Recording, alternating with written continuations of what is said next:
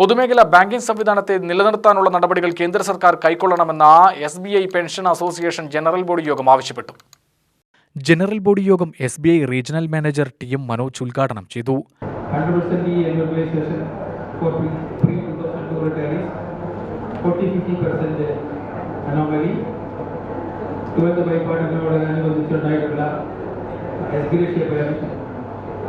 Additional stagnation തുടങ്ങിയ കാര്യങ്ങളെല്ലാം നടന്നത് ഈ കഴിഞ്ഞ പീരീഡിലാണ്.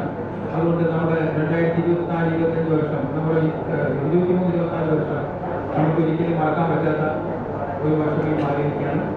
വിദേശ ബാങ്കുകൾക്ക് ഇന്ത്യൻ വിപണി കീഴടക്കാനുള്ള നയമാണ് കേന്ദ്ര സർക്കാർ സ്വീകരിക്കുന്നത്. കുത്തകകളുടെ ശതകോടികളുടെ കുടിശ്ശിക എഴുതിത്തള്ളൽ ഭാവിയിൽ പൊതുബാങ്കിംഗ് സംവിധാനത്തെ തകർക്കും. ഓരോ വർഷവും വരുന്ന ആയിരക്കണക്കിന് ഒഴിവുകൾ നികത്തപ്പെടുന്നില്ല.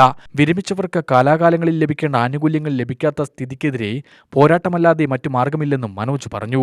പ്രസിഡന്റ് PP ശ്രീനിവാസൻ അധ്യക്ഷനായി. P അച്യുതനുണ്ണി, സരോജം, PM ഗോവിന്ദൻ, വേണുഗോപാൽ, രാമമൂർത്തി, P വേലായുധൻ എന്നിവർ സംസാരിച്ചു.